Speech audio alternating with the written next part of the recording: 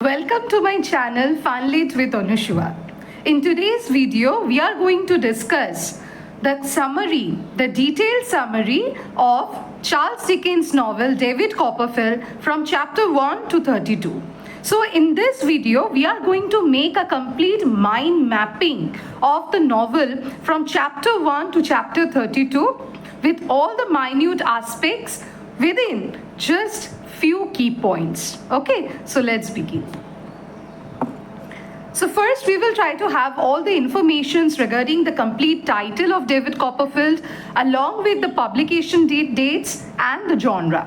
So the complete title of David Copperfield is The Personal History, Adventures, Experience and Observation of David Copperfield, the Younger of Blunderstone Rookery, which he never meant to publish on any account. It's a longer title, but we need to keep in mind at least this much of that the personal history, adventures, experience and observations of David Copperfield. Okay, so we need to just keep that up to this portion in mind. Next, David Copperfield initially was published in a serialized form from 1849 to 1850 in the monthly magazine, and it published as a book in the year 1850. So the first publication of David Copperfield as a book form was in the year 1850, but prior to that David Copperfield was serialized. Okay, it was serially published in the monthly magazine from 1849 to 1850. Now the genre. David Copperfield has generally been called an autobiographical fiction or an autobiographical novel because here the narration is taken in a first person mode. Okay, so here we can find the first person mode of narration. That is, the narration is done with the I, my, etc. Okay, by using this kind of pronouns I, my, okay, our, we, etc. Since it's a first person narration, therefore, and it actually aligns with some of the details of Charles Dickens' own life, therefore this novel is generally been called to be an autobiographical fiction. But apart from that, to be more specific, we can call David Copperfield as a Bildungsroman. Now, what is a Bildungsroman? Bildungsroman is a subtype of an autobiographical fiction in which we can see the complete life of the protagonist from his birth till the completion and the fulfillment or the achievement of his life. Okay, so it actually depicts the journey from David's birth, okay, since David's becoming or David's achieving the completion of his life. Therefore, this particular genre of novel is Bildungsroman, like that of Tom Jones, or if we read, that is V.S. Naipaul's The House for Mr. Vishwas. Okay, so David Copperfield, along with that of Tom Jones on Her House for Mr. Vishwas, these novels belong to this category of the Bildungsroman. In the preface of the novel, so we will have a very brief discussion about the preface. So in the preface of the novel, Charles Dickens, okay, when actually Charles Dickens made it very clear that the completion of the novel David Copperfield is both a matter of regret and pleasure to him. So why did he call it a regret and pleasure? Because as per Charles Dickens, this novel had taken him 2 years to get completed. Therefore, he feels pleasure that at least after 2 long years of hard work, he was able to publish the novel. He was able to complete the book. Okay, so this caused him the pleasure, and the regret was that Charles Dickens felt that somehow he got very much attached to the characters that he was trying to write down for these 2 years. And this particular attachment with the characters in the novel David Copperfield made him feel regret that finally his novel has been completed. Okay, and Charles Dickens had also made it very clear that David Copperfield is his favorite of all his novels, and the character of David is dearest to him of all the characters he had ever created. Okay, so Charles Dickens had specified that David Copperfield, this character and the novel, is both favorite to him. So this is important and we need to keep that in mind. Next slide. So here we will start from chapter 1 to chapter 5. So the first chapter begins with, of course, David's birth. So David was born in Suffolk, Blunderstone, in a Friday midnight with a caul. Now, what is a caul? Caul means the amniotic layer, okay, that actually comes up with the fetus.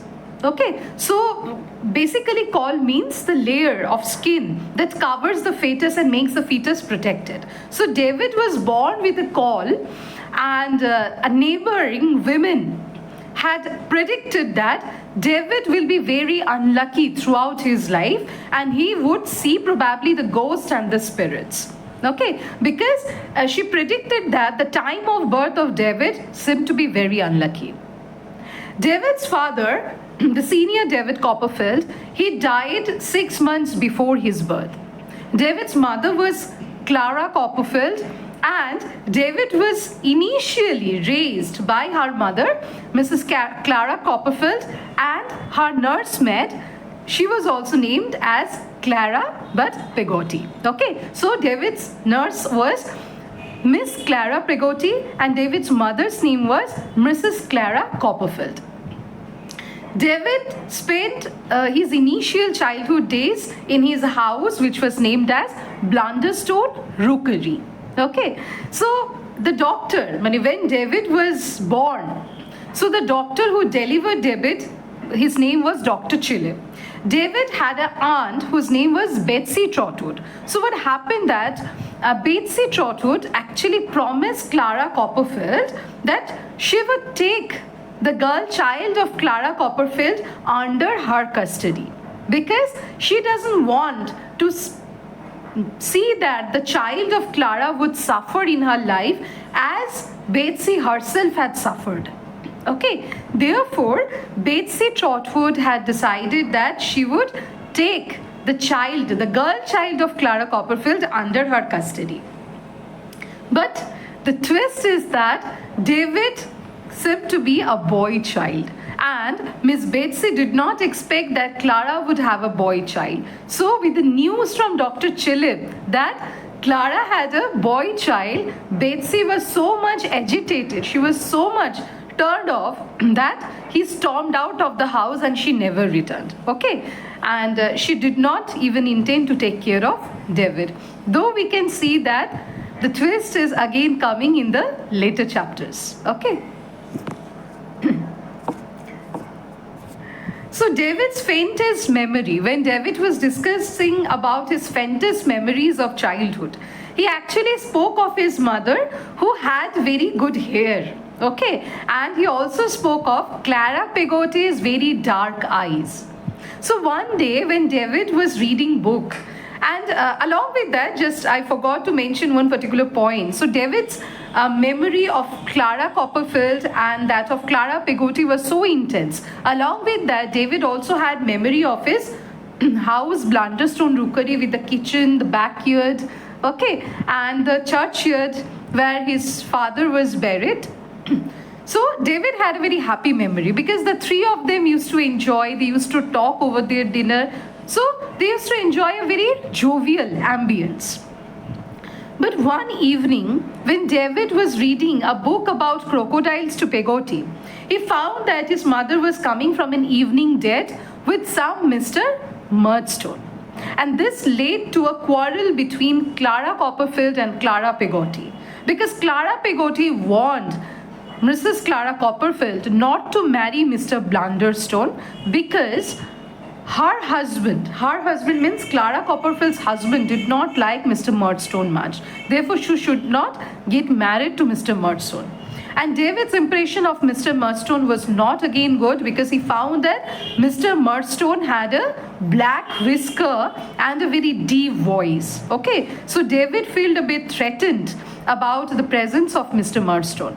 Anyhow, Mr. Murdstone once took David for a short trip, and there he made David acquainted with his business partner, Mr. Quinion. And both of them cracked joke that David and Peggotty, they do not like the idea of Mr. Murdstone getting married to Mrs. Clara Copperfield. Okay, so here again we find that David's decision or David's life has come to again some of the challenges that initially he was raised without a father. Now a stepfather was about to come in David's life, and a stepfather was not much more sympathetic towards him. So Clara Peggotty then decided to take David to her house in Yarmouth. Okay, and there David met Clara Peggotty's brother, the kind-hearted Mr. Daniel Peggotty, who actually took the two orphan nephew and niece, okay, his two orphan nephew and niece, Ham and Emily. Under his custody, he adopted them because Ham and Emily's father, okay, they were cousins. Ham and Emily were also cousins. So both of their fathers have died by drowning. Therefore, the kind-hearted brother of Clara Peggotty, whose name was Daniel Peggotty, he decided to adopt these two children. And so these two children, Ham and little Emily, they were raising under the guidance of Mr. Daniel Peggotty. And also, Mr. Daniel Peggotty had taken care of the wife of his partner, Mrs. Gummidge. So Mrs. Gummidge used to take care of the children. Mrs. Gummidge had described herself in the novel as a love-lorn creature. Okay. So when Emily visited Yarmouth, when David visited Yarmouth, he befriends both Emily and Ham, and they used to live in a boat. Okay, so when most of the time Ham and Mr. Daniel Peggotty, they were busy on fishing. Since Daniel Peggotty was a fisherman, David and Emily, they used to roam on the sea beaches, they used to collect shells, and they fall in love. Okay, so little Emily was the childhood sweetheart of David. Keep that in mind, okay, because this kind of questions are very common. So little Emily was the childhood sweetheart of David Copperfield. And Ham, though initially assisted Daniel Peggotty's fishing, but he later became a boat builder. Okay, so David's stay in Yarmouth was so pleasing that he even, later on he said that he did not even remember his mother or the house in Blunderstone. He was so comfortable with the companionship of the Peggotty family that he was feeling so content. But on returning home in Blunderstone, David found that his mother had married to Mr. Murdstone, who is described now as a dog, and he seemed to be threatening to David. Okay, so David was again afraid of Mr. Murdstone, and this particular idea of sharing the house with that Mr. Murdstone was actually so threatening to David that he initially said that he was not ready to go to his new room, and he started actually crying and all, and his mother Clara Copperfield came to comfort him. So Mr. Murdstone started even dominating Clara Copperfield and said that she need to be more firm in her treatment of her son. Okay, so Mr. Murdstone took away Clara Copperfield from David, and Clara was forced to leave another part of the house. So this particular man, as you can see in the photo, okay, this man seemed to be very strict. Okay, and David seemed to be completely out of tune within the presence of this man. So the dinner with Mr. Murdstone, Clara and David was not that much of jovial as it used to be before. So after the dinner of that particular day, another member of the family came, that was Miss Jane Murdstone, the cruel sister of Mr. Murdstone. And David called Miss Murdstone as a metallic lady because she used to carry metal boxes and metal purse along with her. Miss Murdstone took the complete charge of the home, much to the protestation of David's mother Clara. But both the Murdstones, the Murdstone brother and sister, they both dominated Clara, and they said that Clara, means David's mother, is a naive, gentle and an artless girl who actually need their guidance to take care of the home. And David's mother was terrified by their presence. So she despite the initial protestations, ultimately surrendered herself in their guidance. Okay, so now you can understand David's position in the house was not that much of welcoming. Okay, and whenever David used to prepare his lessons in home, these two people, the siblings, the Marston siblings, they always snipe at David. And David got so frightened that he used to forget his lessons. Okay, and he used to be beaten by Mr. Murdstone. So what happened one day, when David forgot his lesson and Mr. Murdstone, he started savagely beating David. So in order to defend himself, David had beaten Mr. Murdstone. David has beaten Mr. Murdstone, and as a result, Mr. Murdstone locked David up in a room for 5 days. And one particular day, on the 5th day, Peggotty, she knocked David from the keyhole and said that David was about to send away to a boarding school, much to the dismay of David, Clara, and Peggotty. Okay, so the treatment of David's stepfather, Mr. Murdstone, was not at all welcoming and sympathetic towards David. He sent David away to a boarding school. The name of the boarding school was Salem House. Okay, and the headmaster of the boarding school, Mr. Trickle, was a friend of Mr. Murdstone, whom Mr. Murdstone said very clearly that he should also be firm with David.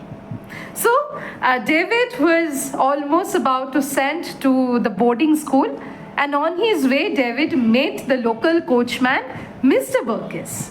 Now Mr. Burkiss is going to be a very sweet gentleman.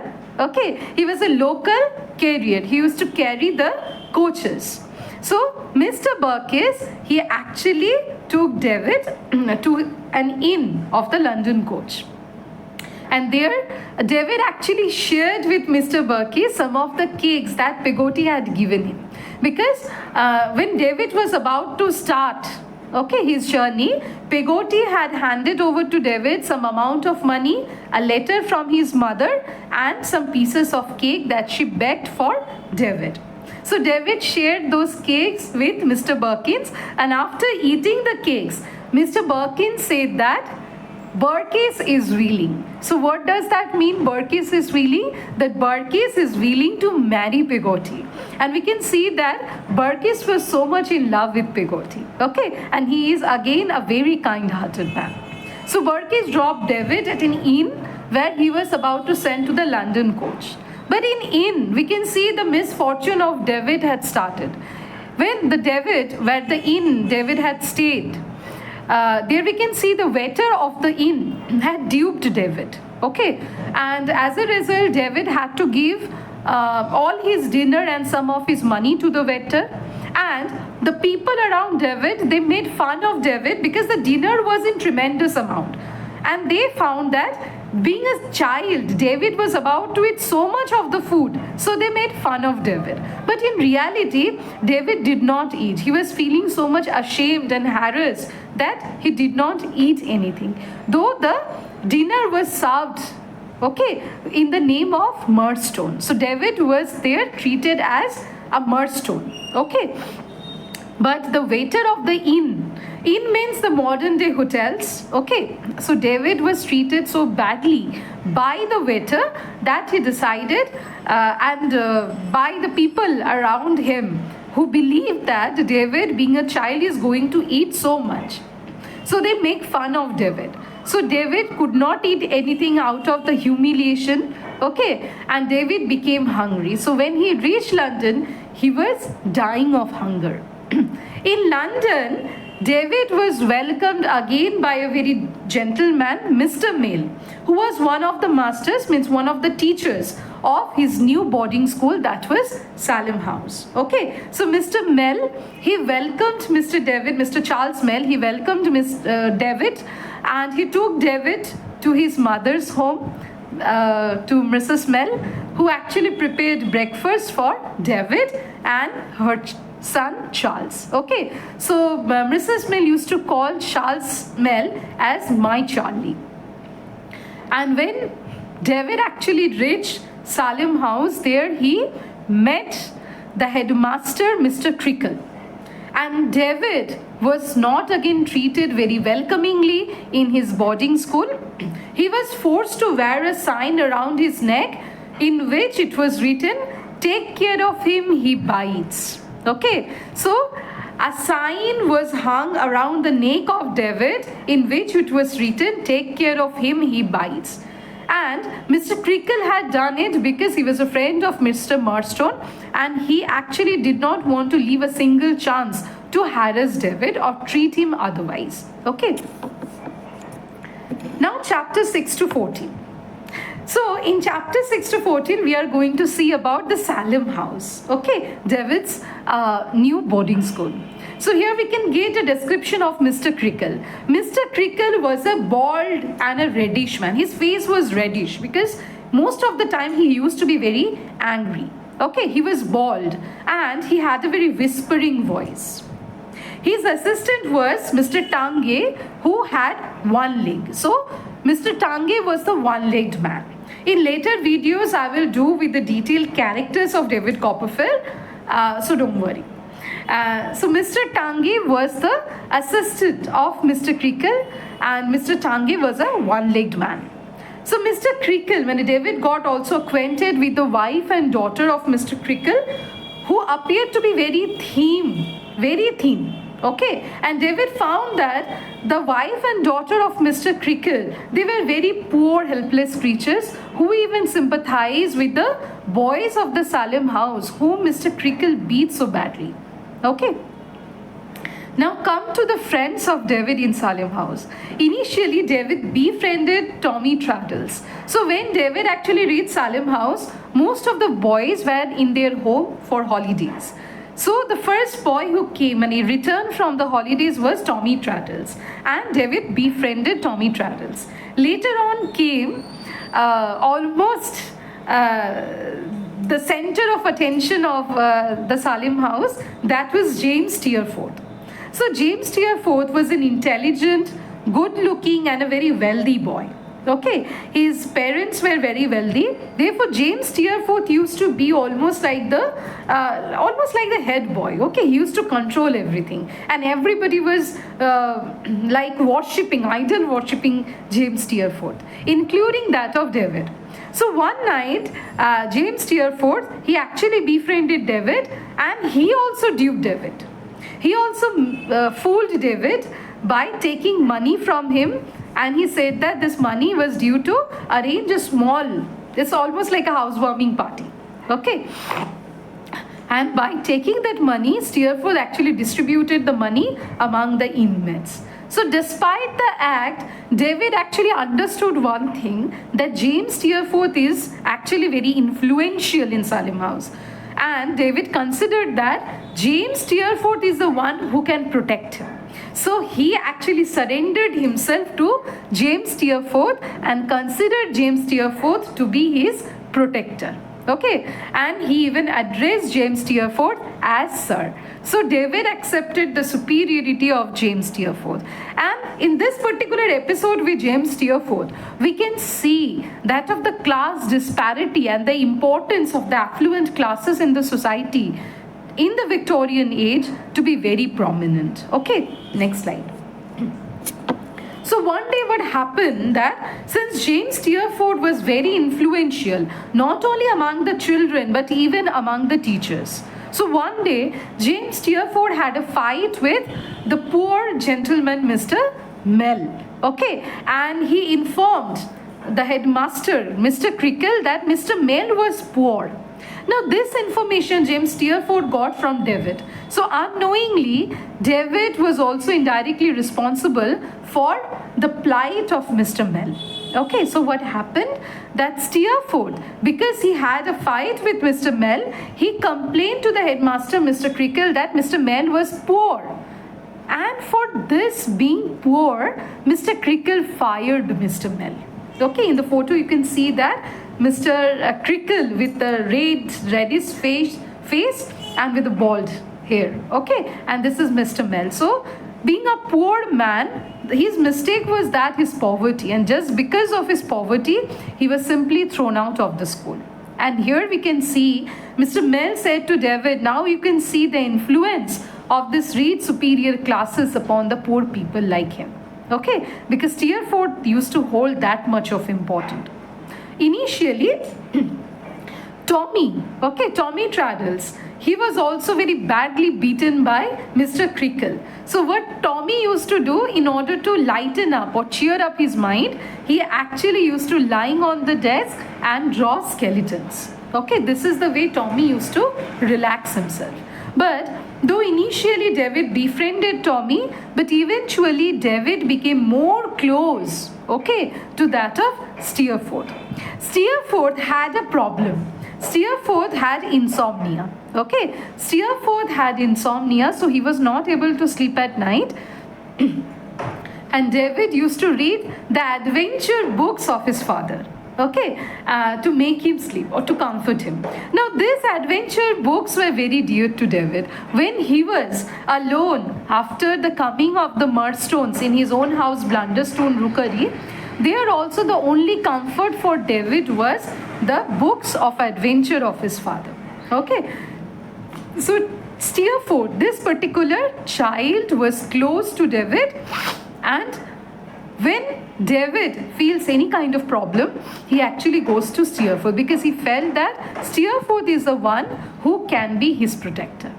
So on the holidays, when David was coming home, and after coming home, David found that now his mother had a baby boy. Okay, so David was initially very happy to get his sibling. But what happened that Miss Murdstone tried to constantly keep David away from the new child. And when Mrs. Murdstone, when David's mother, now Mrs. Murdstone, Clara, she said that these two brothers have similarity in their faces and eyes. Then Miss Murdstone, she reprimands her, Clara, by saying that there is no point to compare the Murdstone child with a rogue like David. Okay, so what happened that David again started feeling a bit uncomfortable in the company of the Murdstone, but he tried to spend good time with Peggotty, his mother Clara, and with the newborn baby. But there was a very unfortunate thing that David did not know that this was the last time he was spending some moments with his mother, because he would not be able to see his mother anymore. So at the end of the holiday, when David was going back to his boarding school, for the last time he saw his mother standing on the road holding her child up. Okay, so when actually David reached the boarding school, and at the middle of his next term, David heard the news of his mother's death. Okay, along with that of his brother. That means David and David's mother and his brother, both of them had actually died. So it was very unfortunate.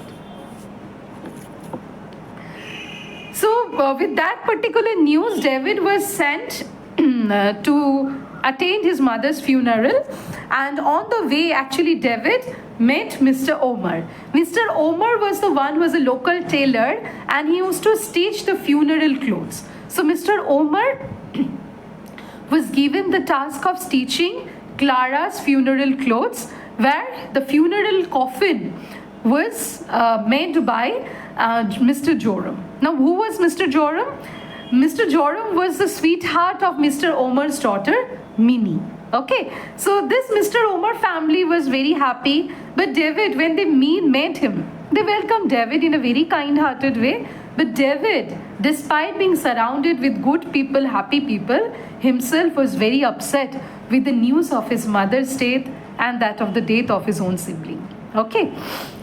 Then what happened after attending the funeral, David actually went to the Peggotty's home, and he stayed some time there, and there he found that Burkiss was flirting with Peggotty. So Peggotty was not initially ready to marry Burkiss, but he was also getting melted. Okay, so on returning home in Blunderstone Rookery, he found that the Murdstone had made up their mind. The Mr. Murdstone actually had a wine bottle factory in London, and he decided that he won't continue David's study anymore. Rather, he would employ David in his wine bottle factory. So again, David at a very initial stage, almost around 15, his study was stopped and he was sent to the wine bottle factory to work as an employee. There David, when David went to the factory of Mr. Murdstone, he actually felt very uncomfortable, okay, with his companions. Because everybody was older, everybody's father used to have a blue-collar job. But David has to live with the working class people. Okay, and David, since actually was raised initially in a very, in a well-to-do class, therefore he found initially some hiccups to get along with this section of society. Anyways, so David in that particular wine bottle factory befriended a very kind man, Mr. Wilkins Micawber. Mr. Micawber, you always used to speak high of life, but actually Mr. Micawber was fully in debt. Okay, he had lot of financial burdens. Mr. Micawber had a wife and 4 children, and David decided that he would take a rent in Mr. Micawber's house. So Mr. Micawber, despite being a colleague, also became a landlord of David. And David got along well with the Micawber family. But unfortunately, David found that Mr. Micawber, because taking too much of debts, was sent to the debtor's prison. Again, this points out one specific information about the Victorian age, that if a person fails to pay off his debts, then the person was sent to the debtor's prison. Okay, the prison, which means that if a person borrowed money from you and is not able to pay it off, therefore those persons were sent to the debtor's prisons. Okay, now David, he found again the fish out of water without the presence of Micawber. And David found that despite now even his colleagues, his companions started treating David well. Okay, he called David the little gent. Okay, because David never complained. They found that David is a gentleman. So David's companions in the factory, they used to call him the little gent. And everybody, where David used to take food, everybody used to make fun of David because David eat very less, because that's what he could afford, right? So David, when he found that the Micawbers were no longer present, so there is no mean to stay there. Because again, now here you can find one thing, that David was constantly in search of a guide-like figure in his life. Because at a very, when he lost his father before his birth and he lost his mother at a very salad age, and therefore David was almost searching for a guide and a mentor in his life. Okay, so he initially in Salem house surrendered himself under Mr. Steerforth, James Steerforth, his friend. In the wine bottle factory, he took Mr. Micawber as his guide, but again when he became guideless, then David decided to go to his aunt, Miss Betsy Trotwood. Now this Miss Betsy Trotwood, whom we read in the very first chapter, will appear again, okay, after so many years. So when David decided to go to Miss Betsy Trotwood, David's aunt, okay. So what happened?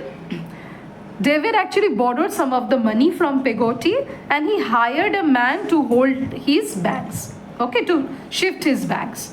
But that particular boy had stolen David's money and all his belongings and clothes. So for that, David became completely destitute on road.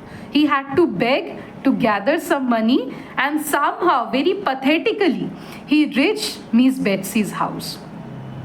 So when Miss Betsy saw David, initially she was not ready to keep him in her home. Okay, because Betsy always expected a girl child from Clara, but when he found that it's a boy child, she was turned off. So initially she tried to put David away from the house.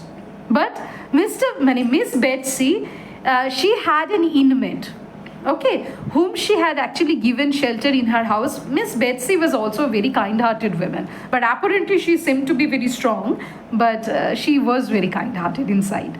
So Mr. Betsy had a house inmate who was Mr. Dick, whose original name was Mr. Richard Babley. Okay, so Mr. Dick suggested Betsy that before sending David away, at least one thing you can do is to give him a bath. Okay, he is very dirty, he is in a very wretched condition. At least arrange a bath for him, give him some food, and then if you are not feeling content, then let him go. Because Mr. Dick knew very well that Miss Betsy is very kind-hearted. Okay, and if he spends some time with David, his mind will change. Now, Miss Betsy, she had a very peculiar habit.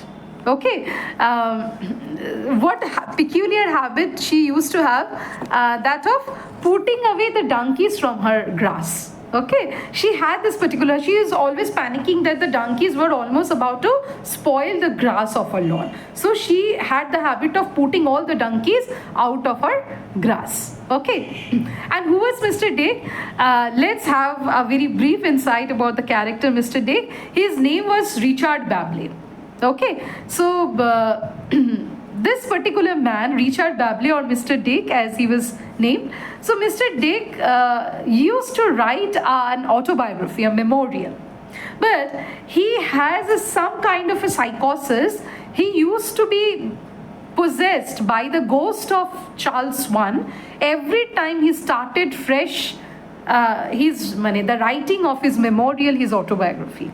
Okay, he had the psychosis that he is possessed by King Charles I.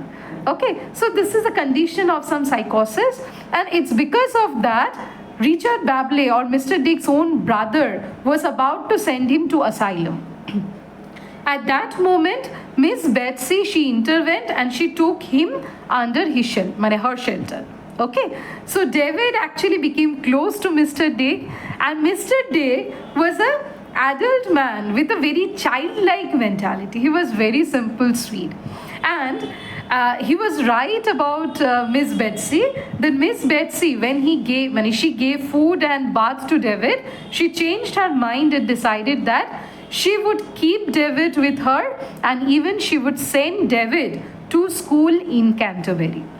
Mr. Dick, he used to have a very enormous kite, and he promised that one day he would fly the kite with David. So David again started feeling a bit comfortable in the company of Miss Betsy and Mr. Dick. Okay, so Betsy again decided that she would invite the Murdstone to decide David's future.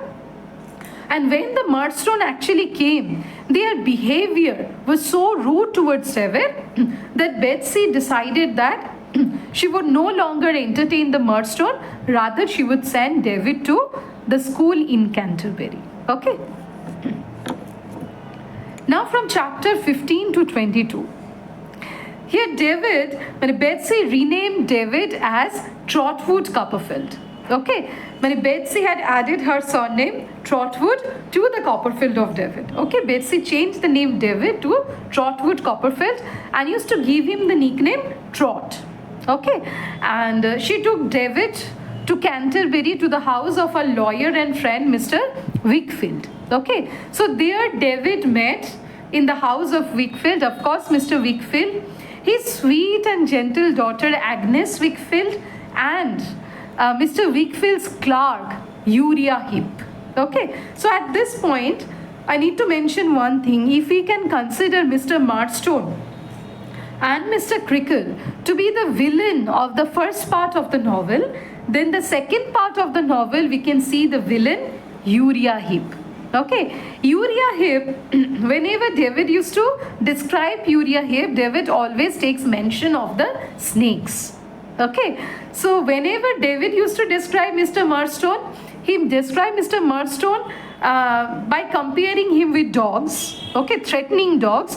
And whenever he compared Uriah Heep, he used to compare Uriah Heep with the snakes. Okay, so Uriah Heep was the clerk of Mr. Wickfield, and Mr. Wickfield was Miss Betsy's lawyer and friend, and Mr. Wickfield had a very loving daughter, Agnes, who used to comfort Mr. Wickfield because Agnes' mother died at the time of Agnes' birth. Okay. So everybody had decided that David would go to Dr. Strong's school. Dr. Strong was the headmaster of David's new school. He was a very kind and gentle man, and he had the habit of writing his dictionary.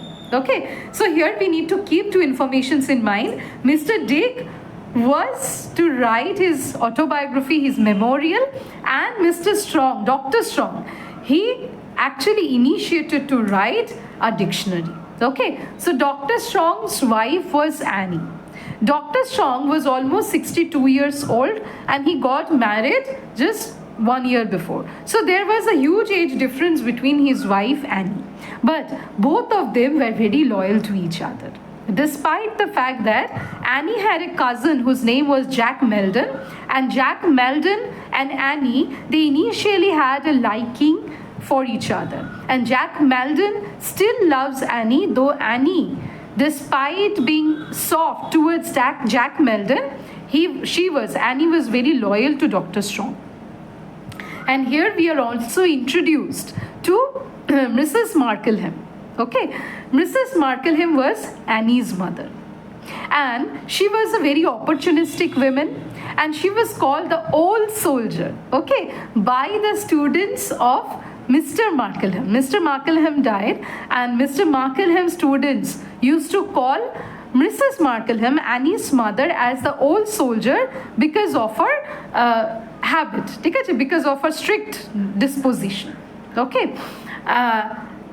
Jack Meldon was about to go to India. Okay, Dr. Strong had arranged a settlement for Jack Meldon, and he was about to go to India.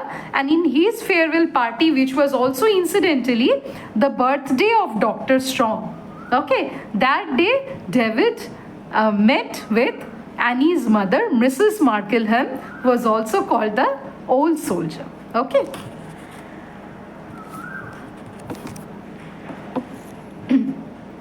In David's new school, he found Adams. Okay, Adams was the head boy of the school, and David, interestingly, in Canterbury school, he actually started doing very well in his studies. Okay, now David was growing up.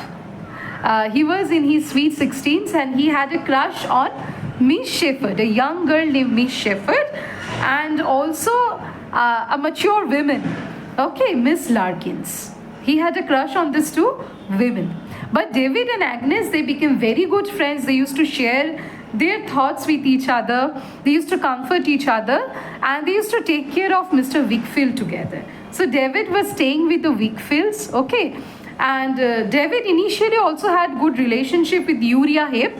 And David found that this Mr. Uriah Heep had eyes on Agnes, because Uriah Heep wanted to marry Agnes, his boss's daughter, and he had eyes to take over the property of Mr. Wickfield. Okay. So while staying in Canterbury, Betsy used to meet David monthly on Saturdays and Mr. Dick on Wednesdays. Okay. So David got graduation when he completed his graduation at the age of 17. Now David was actually planning about his career. So one day somehow Uriah Heep invited David. He took him his home, and there David got acquainted with Uriah Heep's mother, and both of them used to say that humble conduct. That means humble. Okay, so Uriah Heep's mother was a very manipulative woman who taught Uriah Heep that apparently you look to be very humble. So they silent the her sound and they said that humble. Okay, because by being humble or by being humble, you can manipulate people. So David was very much frightened with the Heeps. Okay. Then David, one day, he actually met Mr. Micawber, and he found that Micawber again was in debts. Okay, unfortunately. So David, at this particular moment, he decided that in order to settle his future, okay, just give me a minute. In this particular picture, we can see David and Micawber. So David decided that before deciding his career, he should go and visit the Peggotty family, okay, to consult with them what kind of career he would choose. So he made a month-long journey to Yarmouth. And he was given a farewell by the Wickfield family. He was treated well by the Wickfield family. So when David was coming to Yarmouth, he stayed in an inn, and there surprisingly he met his old school friend James Steerforth. Okay, and James Steerforth was so overwhelmingly happy to see David that he gave David the nickname Daisy. And Steerforth insisted David that he would take David to his house. So Steerforth brought David to his house, which was named as Highgate. And there David met Mrs. Steerforth, whom he considered to be the female version of her son James Steerforth. Then Rosa Dirtle. Rosa Dirtle was Mrs. Steerforth's companion and Steerforth's distant cousin, and she had a mark, okay, upon her lip. Here you can, in the photo you can see that she had a scar on her lip, and this was caused by Steerforth because he threw a hammer on her face when he was a child. Okay, so Rosa Dirtle and David also met with Steerforth's very haughty, very arrogant and respectable servant Litimer. Okay, and David was again very much frightened by Litimer. So in Steerforth's house, David met Mrs. Steerforth, Rosa Dirtle and Litimer. Okay. Next. So when David was coming from Steerforth's home to the Peggotty's home, on his way he met once again Omer the tailor, and Mr. Omer told him that Emily, little Emily, had now grown up and became very beautiful, and she was now working in Mr. Omer's tailoring shop. Okay, along with that of Martha Indel. And everybody in the neighborhood was jealous of little Emily because little Emily wanted to rise above her social status. Little Emily is ambitious and she wants to be a gentle lady. She wants to marry someone rich and she wants to be a gentle lady. She wants to become rich. And that is the reason every girl in the neighbor were jealous of, and they did not have a good opinion of little Emily. Okay, so again David met Mr. Omer, his daughter Minnie, and now Minnie was married to her sweetheart, Mr. Joram. Okay, so when David reached the Peggotty's house, Peggotty could not recognize David, okay, because he is now a grown-up man of 17. So Peggotty and Mr. Burkis, they already got married, okay, and both of them were very much happy to see David. Even Mr. Burkis, who is known in the novel as a very miser character, okay, he used to be over-conscious of his money and did not like to spend much. That Mr. Burkis even gave money to Peggotty and said that he should arrange a good dinner for David. Okay, David also met Daniel Peggotty, Mrs. Gummidge, Ham and Emily, little Emily, his childhood sweetheart. But eventually that particular feeling of David had gone away in due course of time. And everybody was happy in the home because on one hand David had come, and another was that little Emily, she had decided to marry Ham. Okay, so everybody, including even the always sad Mrs. Gummidge, was happy. So David, he decided to visit his old house, and when he went to his old house, he felt very nostalgic. Okay, and Steerforth also accompanied David, and Steerforth also went to the Peggotty family. There he entertained everyone. Okay, at this point I just want to mention one thing. When David was in Salem house, then also when the Daniel Peggotty and Ham used to visit David, they got acquainted with Steerforth, and Steerforth used to amuse them. So Ham and Daniel Peggotty, they already had a liking toward Steerforth. Steerforth got along well with the Peggottys, and Steerforth actually had a haircut by Miss Mocher. Here in the photograph you can see Miss Mocher. Okay, Miss Mocher was a dwarf character and she was a hairdresser. So Miss Mocher cut the hair of Steerforth, and everybody was in a light-hearted gossiping mode. So everybody was, to an extent, everybody was happy. Then at this particular point, a woman named as Martha Indel, she came, and she informed Emily that she had brought disgrace to her family. Okay, at this Emily broke out and she said that she must be a very good girl towards her family, because she, to her, by her conduct, sometimes she also disappointed her family, which she won't do any longer. So while on one hand, everybody was happy with Ham and Emily's marriage, impending marriage, Steerforth seemed to be a little turn off. Okay, later Steerforth told David that he would buy a boat, he would make the boat designed by Mr. Daniel Peggotty, and he called the boat to be Little Emily. Okay, he would name the boat as Little Emily, and David understood to an extent that Steerforth probably had liked Little Emily. Next. Then Miss Betsy, on a letter sent to David, told him that she actually wanted David to become a proctor. Proctor means a kind of an attorney, okay, a profession which is related to law.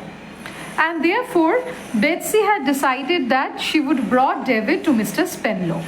Now, Mr. Spenlow and Jorkins, they had a company, okay, it's almost like a law firm.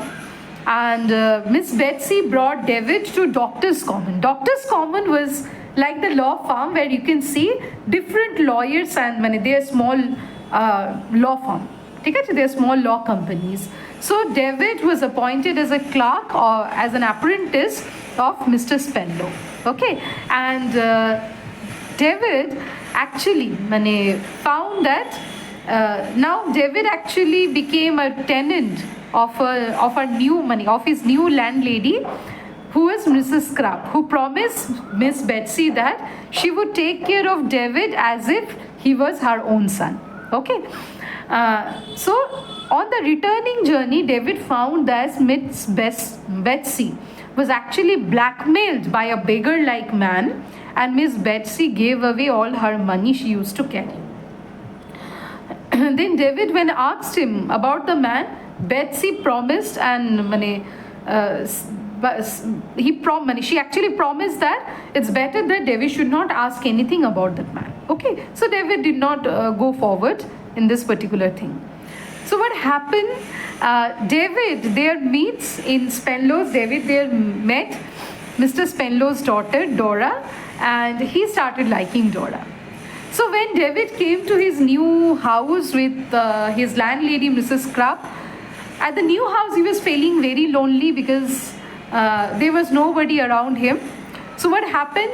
Steerforth came, and Steerforth brought David to meet some of his friends, and they got heavily drunk. Okay, almost to the point of illness. David drunk almost to the point of illness. And then they went to a movie theater where David met his friend Agnes. And Agnes was the one who came up as a savior and sent David to his home. Okay. So the next morning, Agnes told David that Steerforth was the bad angel of his life. Okay, and with Agnes' action, it becomes evident that Agnes was the good angel in David's life. In the photo, you can see that Agnes has been presented as a good angel and the Steerforth as the bad angel. So, both Agnes and Steerforth have a lot of impact upon David, but in two directions. When Steerforth was taking David and drawing David towards the bad ways, Agnes came to be a protector of David, to save David from all the impending dangers. Okay. Agnes also informed David that Uriah Heep manipulated his father and became a partner of his father from that of a clerk. Okay. And David was feeling very bad with the news. Later in the novel, we can see that David also met his friend Tommy Traddles and later Uriah Heep, and Uriah Heep made it very clear that he wanted to marry Agnes. So David met Dora in Spenlow's house, and David fell in love with Dora. Okay, Dora was a very childlike girl, and she used to be always accompanied by her dog Jeep. Okay, and David actually fell in love with Dora. But anyway, he did not have that courage to express his feelings to Dora. One day David met Tommy Traddles at his apartment, and there he had very two furniture. Okay, one was a flower pot, another was a small table. Tommy told about David that he had a love interest. Her name was not revealed. So he had a love interest and he was trying to get settled to marry his love interest. Okay. Interestingly, Tommy actually lived in the same apartment as that of Mr. Micawber. Okay. And David also met Mr. Micawber. But it is very interesting to note that whenever David met Mr. Micawber, he was always full in debt. Okay, so again Mr. Micawber was in debt. So David told secretly about Tommy that he should not lend money to Mr. Micawber. But Tommy said that he already lent money to Mr. Micawber. Okay, so one night David, Tommy and Mr. Micawber were having very good time. They decided to cook and enjoy their dinner, and Mrs. Scrub, who initially protested, but eventually she agreed to cook food for them. Okay, so Tommy, David and Micawber were having good time. They even initially discussed that the promising career for Mr. Micawber would be in brewing. Okay, at this point, all of a sudden Litimer came. Litimer, the servant of Steerforth, he came and he started asking David the Steerforth's whereabouts, that if David knew where Steerforth had gone. And David said that he is absolutely clueless. He didn't have an idea where Steerforth had gone. Okay. So later, when Tommy and Micawber, they went, then Steerforth came to the apartment. And Steerforth came with the news that Mr. Burkiss was on his deathbed and he had a letter of Peggotty. So Steerforth, David decided that he should go to visit Mr. Burkiss, but Steerforth insisted that on his way at first, David should come and stay with the stay in the Steerforth house. Okay. And David agreed. So while putting on his coat, David found a letter in his pocket. The letter was sent to him by Micawber, who said that Micawber failed to secure Tommy Traddles' debts. Okay. And he was feeling very sorry. So David, now feeling relieved that at least Mr. Micawber never asked money from David. Okay. So David went to Steerforth's house. Then after he went to Yarmouth. Okay. So what happened that when David actually went to Steerforth's house, Steerforth actually took a promise from David. Steerforth begged that David should only remember the good things about David if ever anything separates these two friends. Okay, and there we can get a hint that something bad probably is going to happen. Okay, so what happened next, that David went to Yarmouth, and here they found that Mr. Burkiss was unconscious. And Mr. Daniel Peggotty, he said that on the receding tide, Mr. Burkiss will die. And that actually happened. Mr. Burkiss died with his last words, Burkiss is feeling. I told you that this man had been very sweet. Okay, here in the photograph you can see Burkiss. And Mr. Burkiss, being a miser throughout his life, after her death, very shockingly, the family discovered that Burkiss used to have a very old box with a label that old clothes. Okay, he labeled the box as old clothes, but when they opened the box, they discovered 3,000 pounds and a will. Okay, in the will, Mr. Burkiss had given 1,000 pounds to Peggotty and rest of the money to Daniel Peggotty, David and Emily. Okay. So this man, being a miser, had saved up a lot of money. And what is very sweet about him, that Mr. Burkiss had kept a share of his money to David and Emily as well. Okay. So David attended the funeral of Mr. Burkiss, and when they were coming from the funeral after some time, when Emily was, everybody in the Peggotty home was expecting Emily to come, so Ham came and told David that Emily had eloped with Mr. Steerforth. Later, Miss Motcher came and clarified that unknowingly it was Miss Motcher who helped who helped Steerforth and Emily to run away. because she thought that Emily was in love with David, and Emily was forced to get married to Ham. Therefore, in order to help Emily, she actually helped Emily and Steerforth to elope. Okay. So this actually surprised everyone, but David understood that actually Miss Mortimer did not have a bad intention altogether. Now Mr. Peggotty, he vowed that he would go off to find little Emily. Okay. So he would search for little Emily, and he asked David to come along with him, and he asked Mrs. Gummidge to stay at home if Emily comes back home. So David initially took Mr. Peggotty to the house of Steerforth, and when they told Mrs. Steerforth and Rosa Dartle about the entire thing, Mrs. Steerforth very surprisingly started blaming Emily for the conduct. Okay, she did not find fault in her son's nature, and he found that it was Emily who probably manipulated Steerforth to elope with him. Even Rosa Dartle also blamed David. She yells at David, she started hissing at David by saying that David should not introduce Emily to Steerforth, and that David should not bring a man like Peggotty to the house of the Steerforth. This actually blatantly opened up the attitude of the upper class society of the Victorian age to that of the downtrodden section. Okay, so this is up to chapter 32.